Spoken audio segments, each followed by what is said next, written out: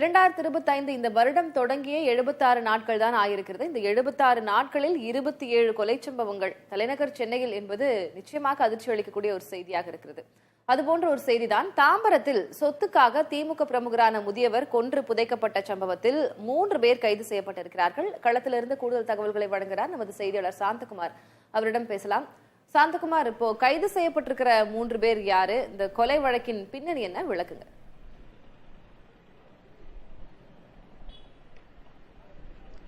திலகவதி, தாம்பரத்தில் வயதான முதியவர் காரில் கடத்தி கொலை செய்யப்பட்ட சம்பவம் பரபரப்பை ஏற்படுத்தி இருக்கிறது. சென்னை ஐனாவரம் பகுதியை சேர்ந்தவர் 71 வயதான முதியவர் குமார். இவர் திமுகவை சேர்ந்தவர். முன்னாள் எம்பி குப்புசாமி என்பவருக்கு உதவியாளராக இருந்தவர். தற்பொழுது திமுகவில் மாநில பொதுச் செயலாளராக இருந்து வருகிறார். தமிழ்நாடு அனைத்து மாநகராட்சிகளின் முன்னேற்ற சங்கத்தின் பொதுச் செயலாளராக இருந்து வருகிறார். இந்த சூழ்நிலையில் இவருக்கு காணத்தூரில் 2000 சதுரடி நிலம் இருக்கிறது. இந்த நிலத்தை ரவி என்பவர் போலியான ஆவணங்கள் மூலம் அபகரிக்க திட்டமிட்டதாகவும், இது தொடர்பாக ஏற்கனவே குமார் காணத்தூர் காவல் நிலையத்தில் புகார் கொடுத்ததாக கூறப்படுகிறது. அது தொடர்பான விசாரணையும் நடைபெற்று வருவதாக தெரிகிறது.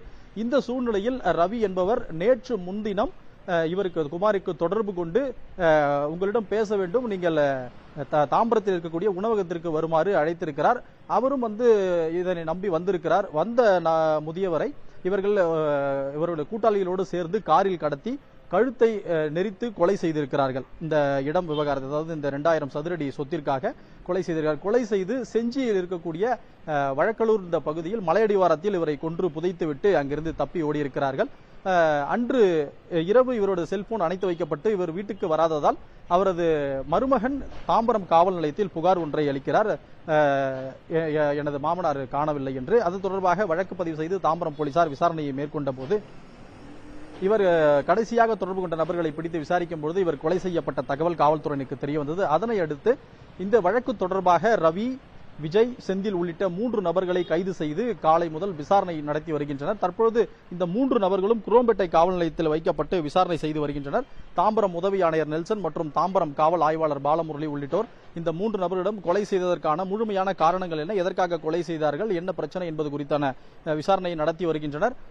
அதன் பிறகு இவர் கொலை செய்து புதைத்த இடத்தில் சென்று உடலை தோண்டி எடுக்கவும் காவல்துறையினர் திட்டமிட்டிருக்கின்றனர். திலகவதி, தற்போதைய விவரங்களை வழங்கியதற்கு நன்றி சாந்தகுமார். மேலதிக விவரங்களை சேகரியுங்கள். நாம் அடுத்தடுத்த செய்தி தொகுப்புகளில் பேசலாம்.